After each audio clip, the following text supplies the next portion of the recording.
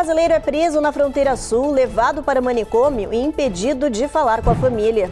Pesquisa inédita mostra que 53% da população dos Estados Unidos apoia a ampliação do muro que separa o México dos Estados Unidos. Cidades santuário estão delatando indocumentados ao ICE para que eles sejam deportados. Latinos têm menos acesso a tratamentos de transtornos do que o resto da população. E você vai ver o primeiro museu de arte inflável do mundo que abriu as portas em Miami, na Flórida. A exposição em Miami apresenta o trabalho de uma nova geração de artistas e dedica um espaço especial sobre a história dos infláveis.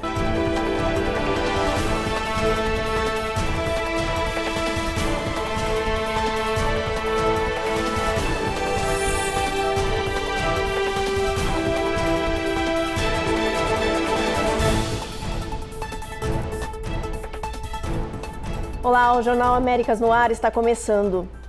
Um brasileiro que tentou entrar ilegalmente aqui nos Estados Unidos pela fronteira sul foi preso pela Polícia de Imigração. A família diz que as autoridades americanas levaram o pedreiro para um manicômio judicial e que ele está há 2 semanas sem dar notícias. A reportagem é da Eloá Urazen.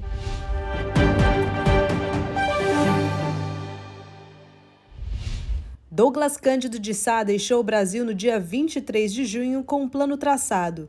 Depois de aterrissar na Colômbia, seguiria até o México e, com a ajuda de coiotes, entraria ilegalmente nos Estados Unidos. O brasileiro, que é pedreiro, cumpriu seu objetivo no dia 7 de julho, quando pulou o muro que separava os 2 países, na esperança de encontrar, no lado americano, uma vida diferente. Então, melhoria de vida, né?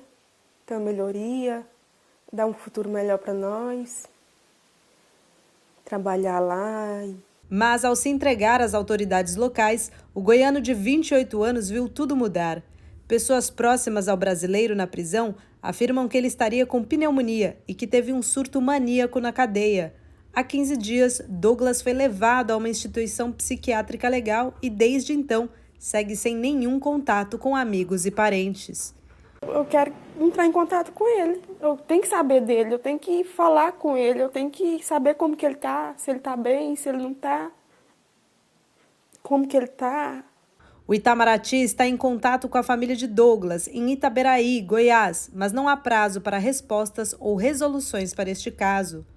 Somente neste ano, 281 brasileiros foram presos por entrarem ilegalmente nos Estados Unidos. Ainda falando sobre a fronteira sul, um novo levantamento apontou que mais da metade dos moradores do território americano apoia a ampliação do muro que separa os Estados Unidos do México para conter a crise de imigração.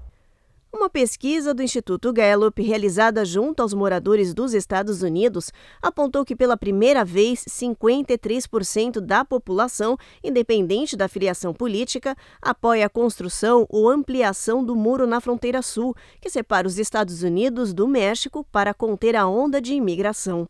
A pesquisa foi divulgada junto com o último balanço oficial do Departamento de Imigração sobre travessias ilegais.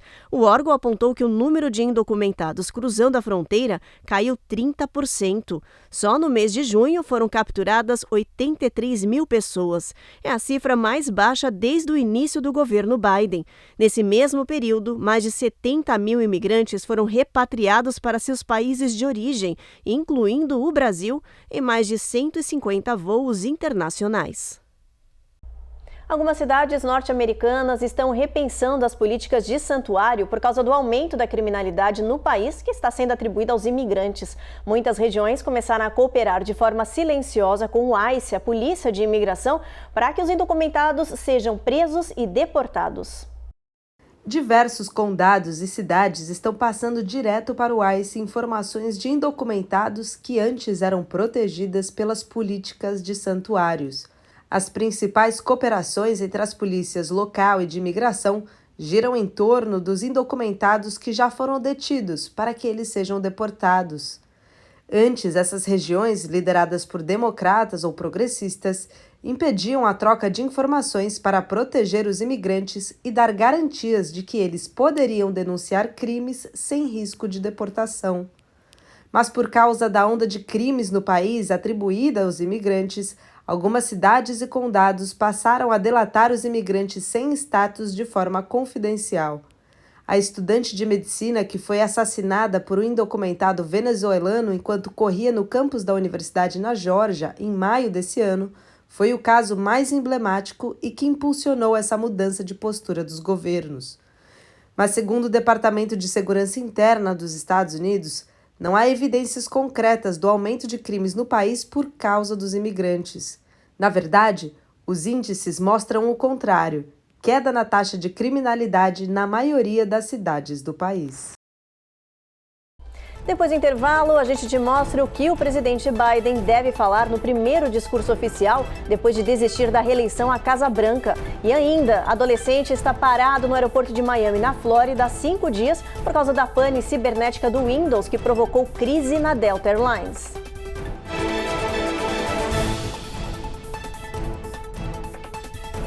Américas no Ar. Oferecimento Rejab Chip. Melhore agora a sua qualidade de vida. Uninter, a melhor faculdade para brasileiros nos Estados Unidos. Acesse uninteramericas.com e inscreva-se já.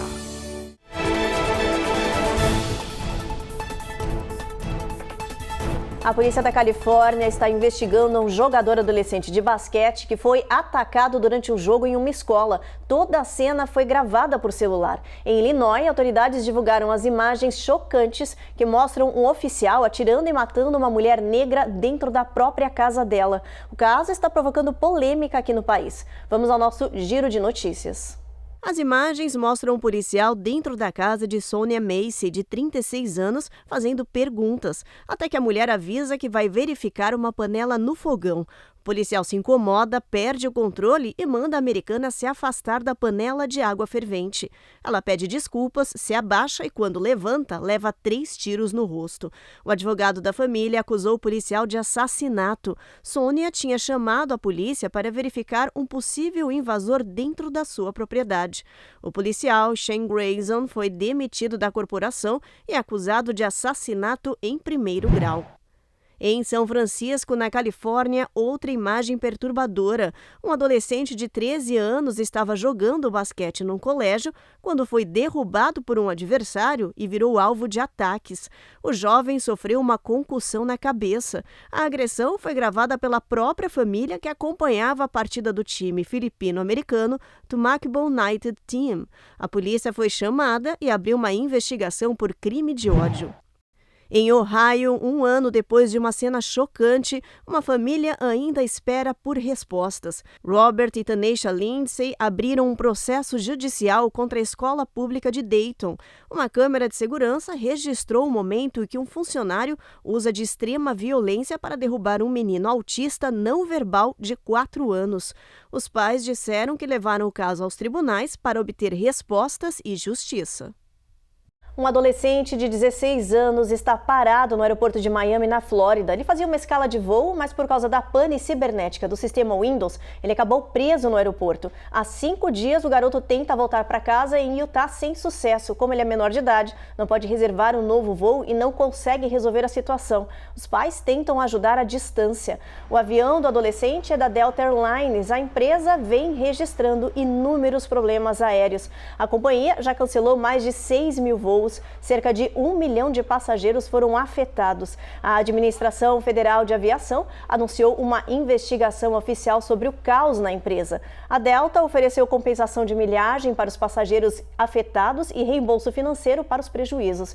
A empresa informou que só vai ter as operações normalizadas no final desta semana. Daqui a pouco, às 8 da noite, o presidente Biden deve fazer um discurso à nação. Será o primeiro desde a desistência dele à candidatura democrata. A expectativa é que Biden explique os motivos pelos quais não vai concorrer à reeleição, fale sobre a saúde e sobre os últimos meses do seu mandato. Analistas estão considerando o discurso de hoje no Salão Oval da Casa Branca histórico. Biden é o primeiro presidente eleito a desistir de concorrer a um segundo mandato em 56 anos. Apesar dos motivos já serem conhecidos, como o catastrófico debate contra Trump e a fragilidade da saúde do democrata, espera-se que o presidente fale um pouco mais e que explique a carta que publicou no último domingo, enquanto ainda se recuperava da Covid-19, onde anunciou o fim da disputa à Casa Branca. Ele deve abordar ainda a questão da sua saúde, deve falar do que está por vir e de como vai terminar o seu mandato. Biden passou o bastão da corrida presidencial para a vice-presidente Kamala Harris, que já tem apoio suficiente do partido para se tornar a candidata oficial às eleições de novembro. A convenção democrata para oficializar Kamala só vai acontecer em 19 de agosto, mas a legenda está planejando uma votação virtual dos delegados para que isso seja feito o quanto antes. Esse encontro online tem 2 motivos. O primeiro é chegar na convenção com a candidata já nomeada, e o segundo é derrubar um processo aberto pelos republicanos. A campanha de Trump registrou uma queixa contra Kamala por suposta fraude e violação de leis federais de financiamento eleitoral. Os advogados alegam que, com a saída de Biden, o dinheiro do comitê não pode ser passado de forma automática para outra pessoa. Apesar da pressão, Kamala Harris segue em campanha oficial. Hoje, ela discursou em Indiana e não compareceu ao Congresso para assistir o pronunciamento do premier israelense Benjamin Netanyahu. Ela vai se reunir com ele ao longo desta semana. E conforme programado, o premier israelense discursou hoje no Congresso norte-americano em Washington. Netanyahu defendeu a guerra contra o Hamas, pediu ajuda militar e apoio dos Estados Unidos. Os detalhes com o repórter Matias Brotero. O primeiro-ministro de Israel, Benjamin Netanyahu, discursou hoje no Congresso dos Estados Unidos. Netanyahu afirmou que confia nos esforços para libertar os reféns sequestrados pelo Hamas e pediu que os Estados Unidos acelerem o envio de ajuda militar. O premier defendeu que a faixa de Gaza seja desmilitarizada e desradicalizada após a guerra e afirmou que Estados Unidos e Israel devem permanecer unidos. De acordo com o israelense, ambos os países, além do mundo árabe, estão ameaçados pelo que chamou de eixo do terror do Irã. Netanyahu disse ainda que fará o que for necessário para restabelecer a segurança na fronteira norte de Israel. O premier chamou manifestantes que protestaram contra os ataques de Israel à faixa de Gaza de idiotas úteis do Irã. Amanhã, Netanyahu se encontra com o presidente Joe Biden e a vice Kamala Harris. E na sexta, o premier se reunirá com o ex-presidente Donald Trump. Enquanto isso, no Oriente Médio, uma equipe de negociadores israelenses foi enviada ao Egito para discutir a possibilidade de trocar reféns por prisioneiros palestinos detidos em Israel. Horas antes da fala de Netanyahu, Israel voltou a fazer ofensivas em Khan Yunis e Rafah, no sul da faixa de Gaza, em busca de integrantes do Hamas. As forças de defesa informaram hoje que um veículo com terroristas foi eliminado. No sul do Líbano, estruturas militares do Hezbollah foram bombardeadas. De Tel Aviv, Matias Brotero para o Américas no Ar. No próximo bloco, pesquisa mostra que latinos têm menos acesso a tratamentos de saúde mental do que o resto da população nos Estados Unidos. Tem também 2 flagrantes impressionantes. A gente conta o que assustou os turistas no Parque Yellowstone e o que aconteceu no mar na costa de New Hampshire.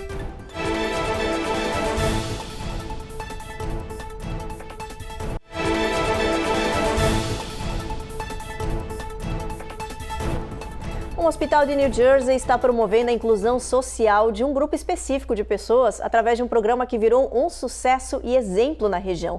O centro médico está dando oportunidade de trabalho a pessoas que sofrem do transtorno de espectro autista, como nos mostra agora a repórter Carolina Camargo.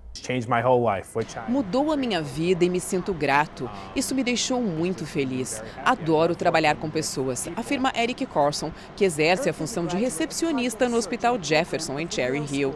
Eric conseguiu esse emprego depois de passar pelo projeto Search, um programa de imersão de 10 meses feito em parceria com a Yale School de Nova Jersey. A iniciativa foi criada especificamente para pessoas com espectro autista e outros tipos de transtornos. Ernie Locks, um dos instrutores do projeto, explica que o programa explora as qualidades e não as limitações, e isso torna os jovens capazes para trabalhar. Mais de 95% dos estudantes conseguem um emprego competitivo depois de participar do projeto. Em média, 40% acabam contratados pelo próprio hospital e os outros 60% vão trabalhar na comunidade local. Atualmente, o centro médico tem 6 novos estagiários. Owen Marples é um deles. O jovem de 21 anos conta que ele tem dificuldades com relações sociais e que o programa deu a ele a chance de trabalhar no mundo real e de ser quem ele é. I may be a little bit different, but that's what makes me me. We're all different in our own special way. Lançado em 2016, o programa já ganhou reconhecimento internacional e recebeu prêmios. As inscrições para o próximo grupo, que começa em outubro, já estão abertas. Para mais informações, visite o site yaleschoolnj.com. Para os autistas, trabalho é crucial, é fundamental. Ele oferece autonomia e independência. Ele não vai só oferecer uma fonte de renda, mas também vai promover a autoestima e a inclusão social. Explorar as características individuais de pessoas com deficiência, no caso, o autista, é fundamental. Isso não vai só melhorar a produtividade, mas também vai fortalecer a autoestima e reconhecer e valorizar as habilidades únicas que os autistas têm. A inclusão no mercado de trabalho é mais do que só sobre empregos. É sobre proporcionar oportunidades de crescimento e desenvolvimento. A inclusão permite que os autistas, PCDs, quebrem barreiras e preconceitos. Isso cria um ambiente de trabalho mais igualitário. O trabalho proporciona que os autistas tenham ferramentas necessárias para uma vida independente e crie um senso de pertencimento. Um novo estudo confirmou que adultos latinos têm menos acesso a tratamento de saúde mental do que o resto da população aqui nos Estados Unidos. E os motivos variam desde a barreira da língua até o preconceito familiar em falar desses transtornos. Depressão, estresse pós-traumático, ansiedade, bipolaridade e outros 300 tipos de transtornos mentais têm menos probabilidade de serem tratados em latinos do que em comparação com o resto da população nos Estados Unidos. E o motivo, segundo os especialistas, são as barreiras enfrentadas pelos imigrantes, como o acesso a profissionais fluentes em outros idiomas ou o preconceito em falar de saúde mental imposto pela família. Hoje, segundo a Associação Americana de Psicologia, apenas 8% dos profissionais da área são identificados como latinos. A Linha Direta Nacional para Combater Suicídio, 988, investiu em profissionais que falem outras línguas para oferecer aos imigrantes assistência, ajuda e até conversas por telefone, texto e chats. Uma enquete federal de 2022 nas escolas mostrou que 1,2 milhão de latinos entre 12 e 17 anos sofrem episódios depressivos, mas apenas metade recebe tratamento. Especialistas dizem que o problema é crescente no país e que uma forma de desmistificar, esclarecer, ensinar e combater os transtornos seria falar sobre eles nas escolas desde o jardim de infância. Isso forneceria conhecimento suficiente para os jovens buscarem tratamento e terem acesso aos recursos disponíveis. Centros bilíngues de ajuda estão sendo criados em alguns estados, como Califórnia e Colorado.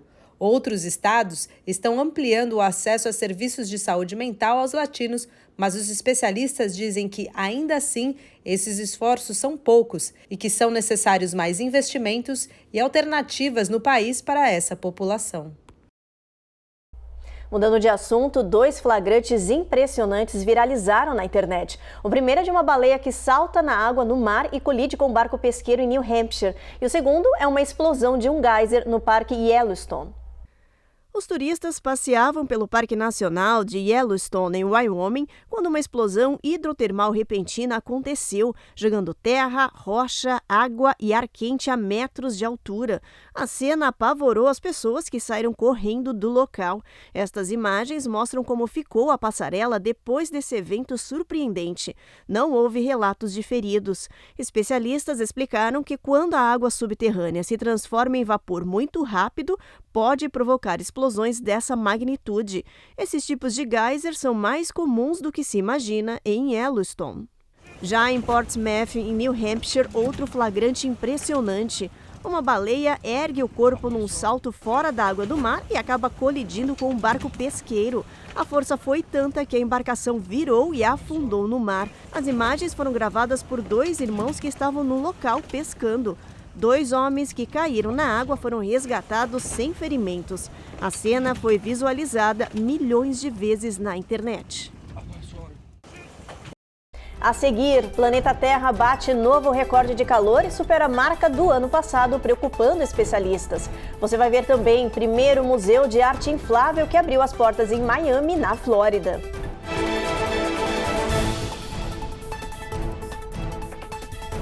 Américas no Ar. Oferecimento Rejab Ship. Melhore agora a sua qualidade de vida.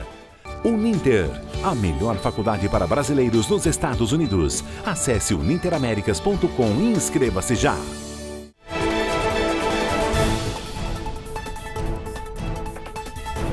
A Terra atingiu os dias mais quentes já registrados na história, segundo o Serviço Europeu de Alterações Climáticas Copérnicos. As temperaturas bateram recorde nesta semana. Mais de 500 lugares do mundo estão enfrentando calor escaldante. Os dados divulgados pela Agência Europeia Copérnicos apontaram que os recordes de calor foram batidos no último domingo e na segunda-feira passada.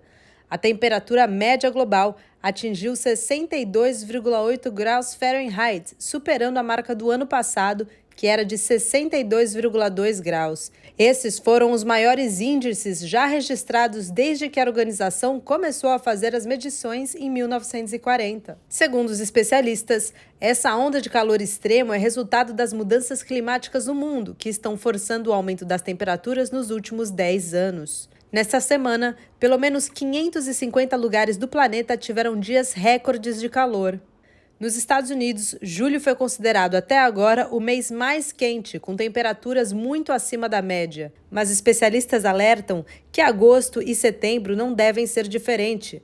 O calor escaldante deve atingir grande parte do país, castigar várias regiões e acentuar os incêndios florestais.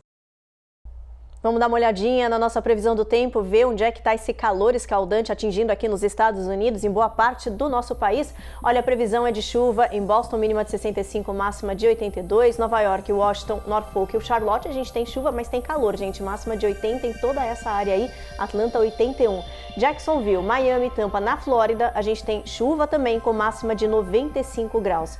New Orleans, essa pancada de tempestades segue ao longo dessa costa aí do Golfo, de Houston e Brownsville. San Antônio, mais tempestades ao longo do dia, com mínima de 72, máxima de 86. El Paso não tem chuva e o tempo começa a subir nessa região aí, máxima de 99. Albuquerque, a máxima chega a 93, a mínima de 69. Phoenix, olha só, gente, caloraço apesar do tempo encoberto, a mínima de 90 graus, máxima de 111. Las Vegas, 112 graus, tem previsão de chuva ao longo do dia, mas o calor vai estar bastante intenso nessa área. São Francisco, tempo encoberto, mínima de 55, máxima de 68 graus.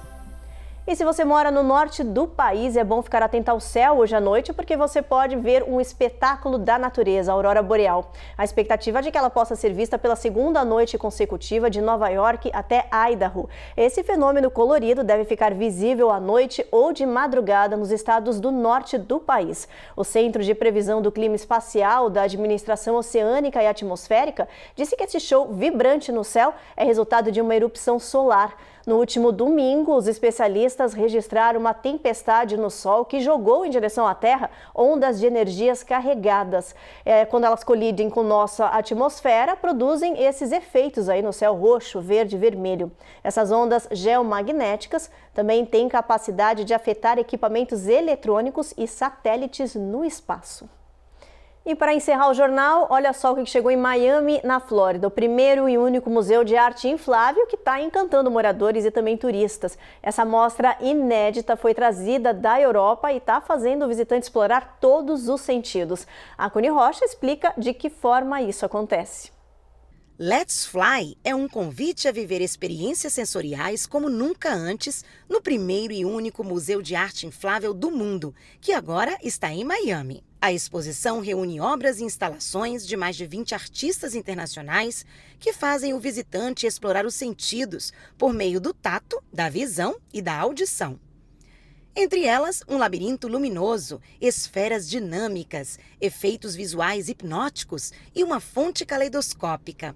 Em outra instalação, centenas de bolhas deixam os visitantes extasiados, como se estivessem em outra dimensão. Fundado em Roma, na Itália, em 2020, o Museu do Balão foi pioneiro na arte inflável. A exposição em Miami apresenta o trabalho de uma nova geração de artistas e dedica um espaço especial sobre a história dos infláveis, desde os primeiros experimentos no século XVIII. O Museu do Balão ficará aberto todos os dias das 10 da manhã às 8 da noite, até o dia 6 de outubro, no Mana Wynwood. Os tickets custam entre 29 a 39 dólares e residentes da Flórida têm desconto especial. É lindo demais! São 45 mil pés quadrados, com mais de 20 instalações, todas muito criativas e interativas. A gente pode brincar dentro das instalações. Tem coisas incríveis e surpreendentes.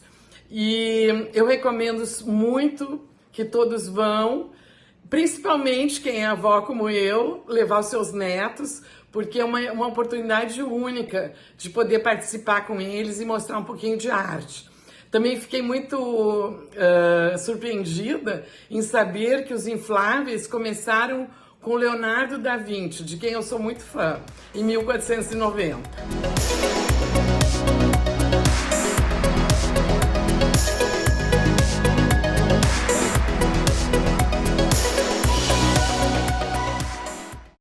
Bem bacana essa experiência, hein? Vale a pena experimentar. Fica aí a dica, então. O Jornal Américas no Ar termina agora. A gente espera vocês novamente amanhã e você fica agora com mais um capítulo da Rainha da Pérsia. Boa noite, gente.